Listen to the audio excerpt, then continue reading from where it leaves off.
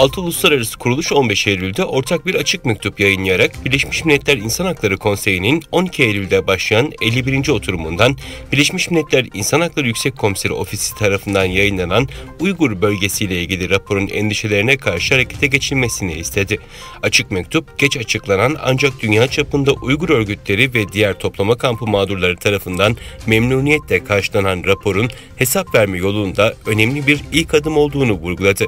Bu açık mektup Uluslararası Af Örgütü, İnsan Hakları İzleme Örgütü, Uluslararası Hukukçular Komitesi ve Dünya Uygur Kongresi dahil 6 kuruluş adına yayınlandı. Kırgızistan-Tacikistan sınırında tansiyon yüksek. Muhafız birlikler arasındaki çatışmaların ardından varılan ateşkese rağmen gerilim sürüyor. Çatışmalarda 59 Kırgız vatandaşıyla 35 Tacik askerinin hayatını kaybettiği açıklandı.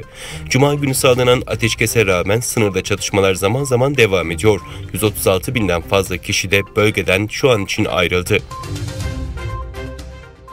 ABD Başkanı Joe Biden verdiği bir röportajda Çin'in olası bir saldırısına karşı Tayvan'ı ABD ordusunun koruyacağını söyledi. Amerikan CBS kanalına bir röportaj veren ABD Başkanı Joe Biden bu sözlerinin ardından yani ABD ordusu Tayvan'ı mı savunacak diye sorulmasının üzerine evet yanıtını verdi. Çin'de bir yolcu otobüsünün otobanda takla atması sonucu meydana gelen kazada 27 kişi öldü, 20 kişi de yaralandı. Çin sosyal medyasında otobüste bulunanların COVID-19 uygulamaları kapsamında taşındığını belirterek yönetime tepki gösterenlerin iletileri doldu taştı.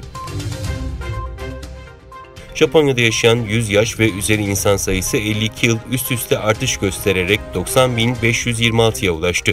Japonya'nın en yaşlı kadını Osaka eyaletinde yaşayan 115 yaşındaki Fusu Tatsumi, en yaşlı erkeği ise Hiroşima eyaletinde yaşayan 111 yaşındaki Seguru Nakamura.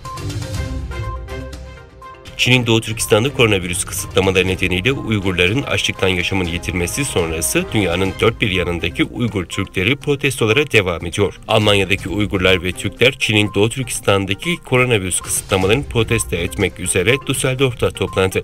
Protestocular zalim Çin soykırımını durdurun, Uygurlara özgürlük gibi sloganlar attı. Uygurlar Çin'e yaptıkları çağrıda soykırımı sonlandırmasını talep ederken uluslararası toplumdan da olaya dair farkındalık oluşturmasını istedi. Ayrıca Avustralya ve ABD başta olmak üzere birçok şehirde Çin'in açlık soykırımına karşı protestolar devam ediyor.